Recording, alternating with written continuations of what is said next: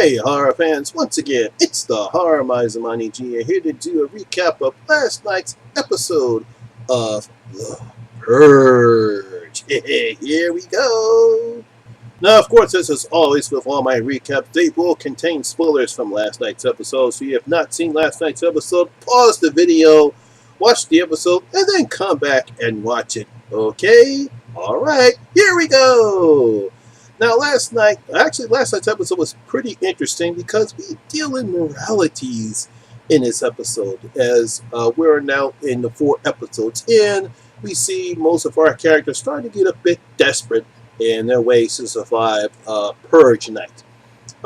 Especially reality comes up when we take a look at Jane and Allison. Now, of course, remember last episode, Allison stabbed Mark, killed him because she wanted to get the promotion, but we all know she was already going to get it.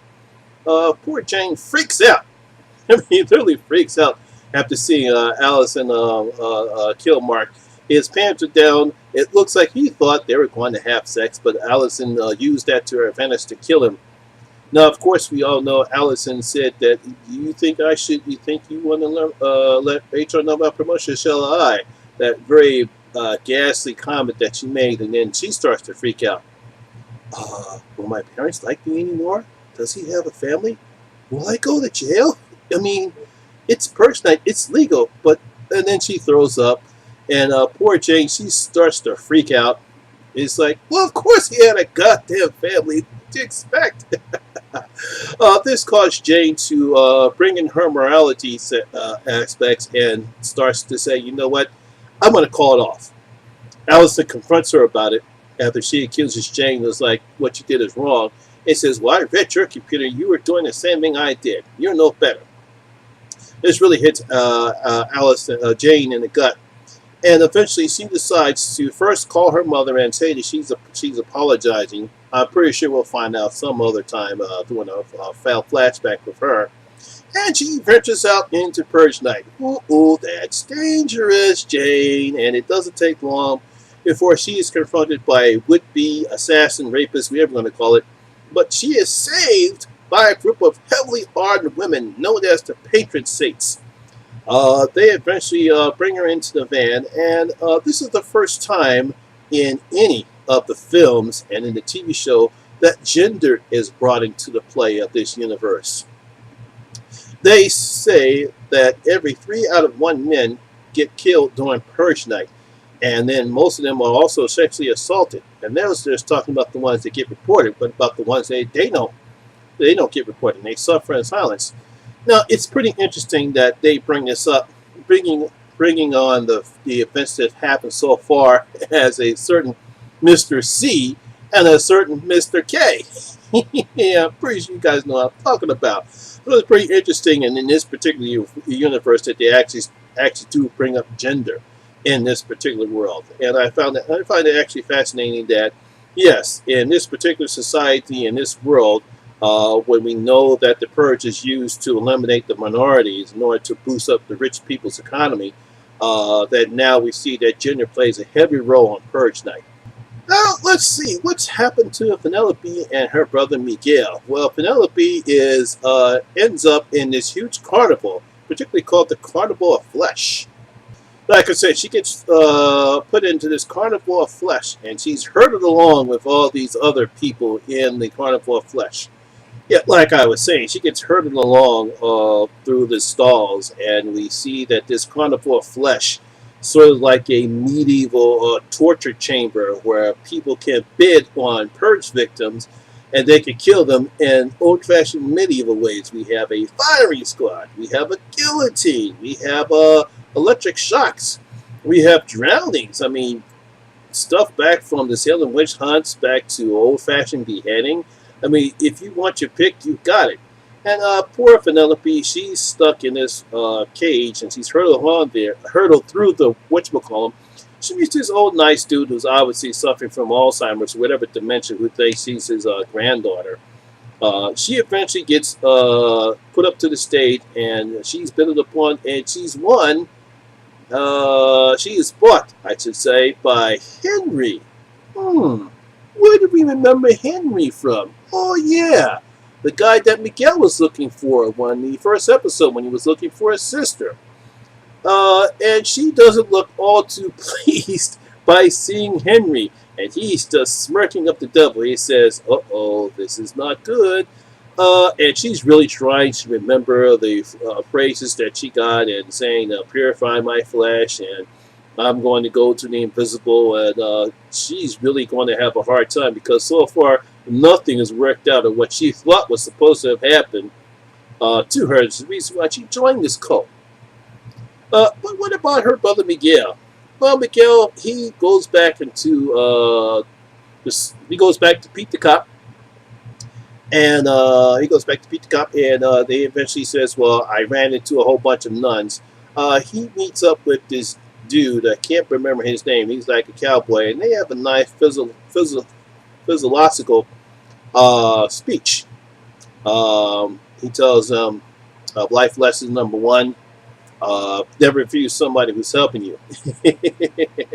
And while they're driving to the place where he was going to go, he tells them life lesson number two. But it's the life lesson number three that appears to be the best one, because he said he always wanted to be a cowboy. And he used to be a call center for Verizon, which I thought was pretty funny. Well, unfortunately, while they're talking, there's dumping in the back seat, and it turns out our cowboy friend is a collector. Oh, and he sells them life lesson number three. Living your dream is very expensive. I bet it is. So obviously he's taking advantage of Purge Night to bank his role so that he can live his life as a cowboy. Wonder what Miguel's going to think about that. So obviously he's still not going to meet his sister. Now, of course, let's get back to our threesome couple, Rick, Jenna, and Leela.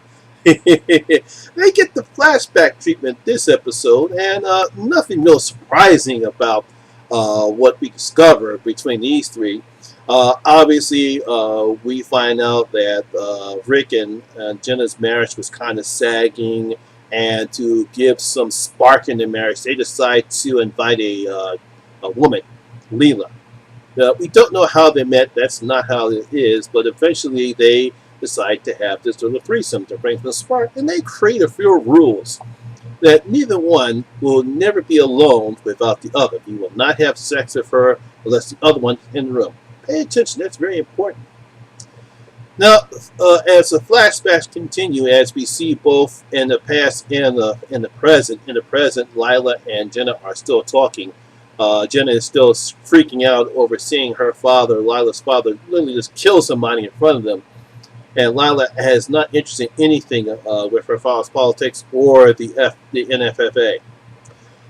When we flash back to their flashback, we can see how well they bonded, as because both women admire each other.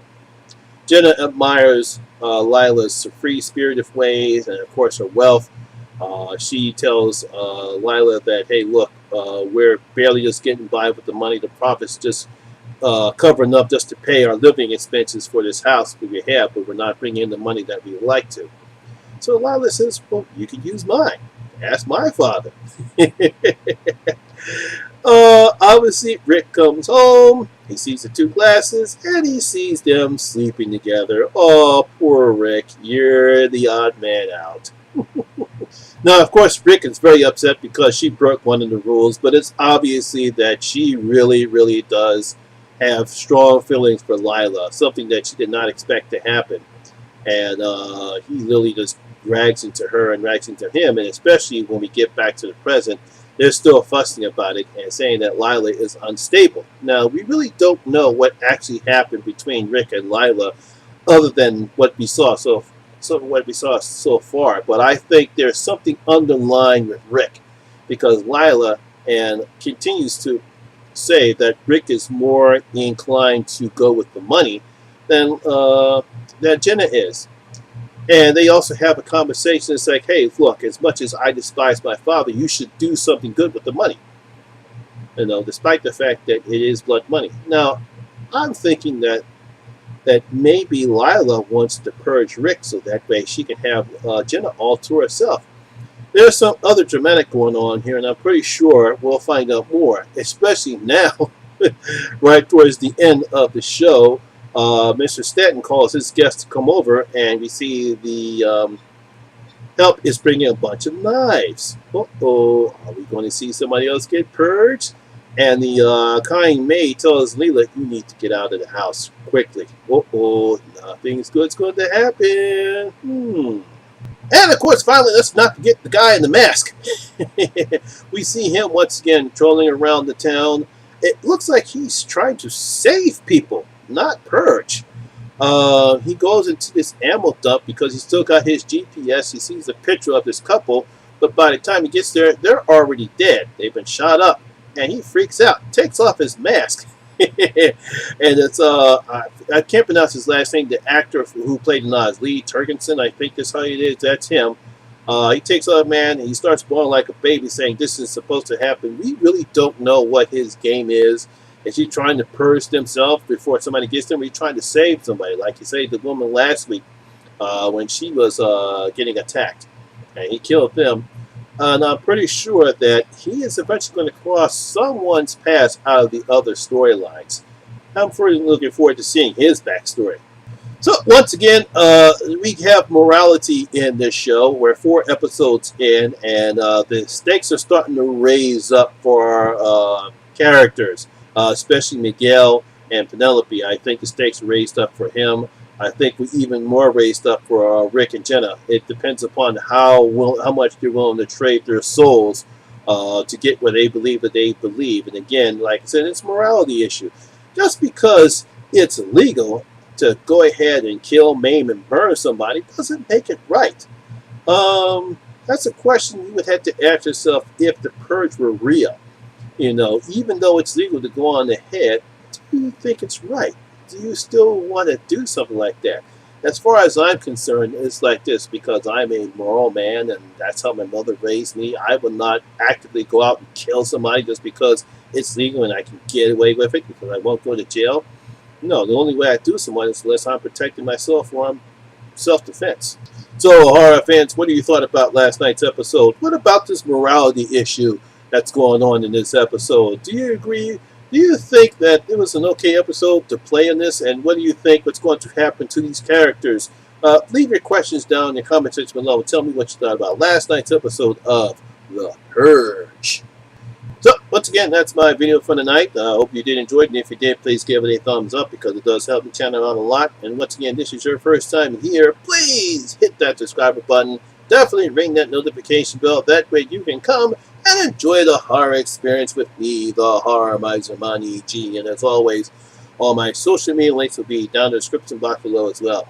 Once again, my name is Lamont Smith, better known as the Horror Miser Monty G. And always remember, horror rules. I will see you tomorrow night for my recap of American Horror Story Apocalypse. Yes, see you later. I'm out. 1, 2 friends coming for you.